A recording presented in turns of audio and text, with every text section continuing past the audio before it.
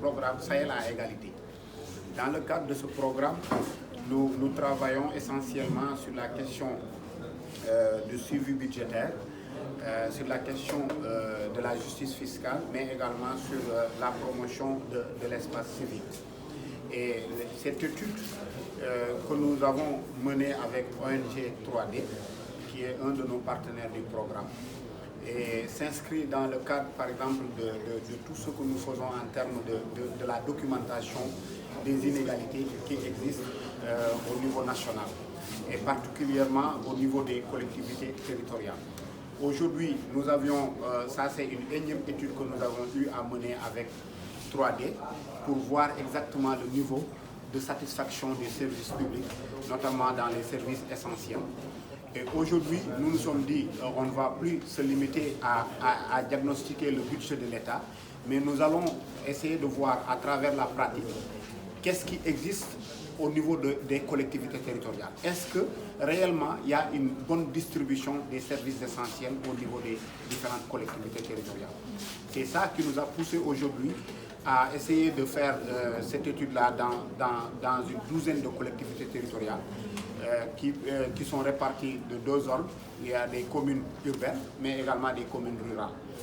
À travers cette étude, nous avons pu constater que jusqu'à présent, il y a énormément d'inégalités en termes d'éducation, en termes de santé, mais également de protection sociale.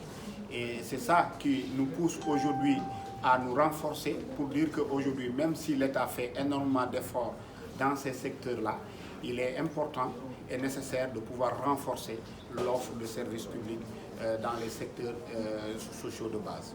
C'est ce qui a motivé cette étude aujourd'hui. D'accord. Il paraît que vous avez pris comme référence Mali et Burkina Faso. Est-ce que vous pouvez revenir sur ça? Oui, c'est juste deux communes pilotes que nous avons eu à constater de bonnes pratiques. À travers cette étude-là, nous avons eu également à peut-être montrer les bonnes pratiques qui se font ailleurs. Et une des communes, c'est une commune du Mali, Palais Negra, mais également la commune de Houndé au niveau du Burkina, qui ont montré également l'implication des communautés dans la gestion de ces services sociaux de base, mais également l'implication c'est à la fois physique et humaine, mais également financière pour qu'on puisse réellement avoir ces offres de services-là. Mais on a constaté quand même au niveau national de telles pratiques, mais pour nous, c'est des pratiques qu'il faut renforcer dans certaines collectivités territoriales qui jusqu'à présent, on ne peut pas avoir cela. Et vous avez vu à travers la restitution de l'étude qu'il y a pas mal par exemple, de services qui manquent. Si on prend le secteur de la santé, ne serait-ce qu'en termes de pharmacie, vous voyez là, par exemple, la commune de Matam n'a qu'une seule pharmacie. Donc ça, pour nous, c'est pas admissible par rapport à une commune comme ça, une commune comme Matam qui n'a qu'une seule pharmacie. Donc pour nous, c'est déjà un manque qui est là et qu'il faut corriger. Mais au-delà même de cette commune, il y a également pas mal de manquements qui sont constatés du nord au sud, mais également d'est à l'ouest en termes de gestion des collectivités territoriales. Et quelles sont les solutions que vous proposez à cette situation? Voilà, le consultant a pu donner plusieurs recommandations, à la fois à l'égard de l'État, mais aussi au niveau des collectivités territoriales et également au niveau des organisations de la société civile que nous sommes.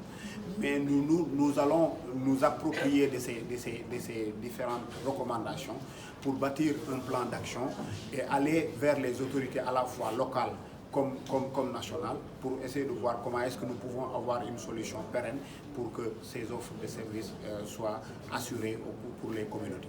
Par rapport à l'étude, quels sont les manquements liés à l'éducation?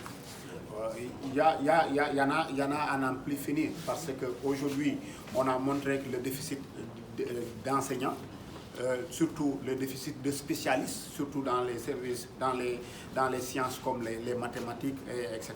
C'est un véritable problème. Mais également, il y a, même en termes d'infrastructures, il y a le nombre d'écoles. C'est-à-dire on les compte du bout des doigts, surtout au niveau de l'enseignement secondaire et supérieur. Donc pour nous, c'est important qu'on puisse revenir sur ces aspects-là et surtout renforcer cette offre-là d'éducation.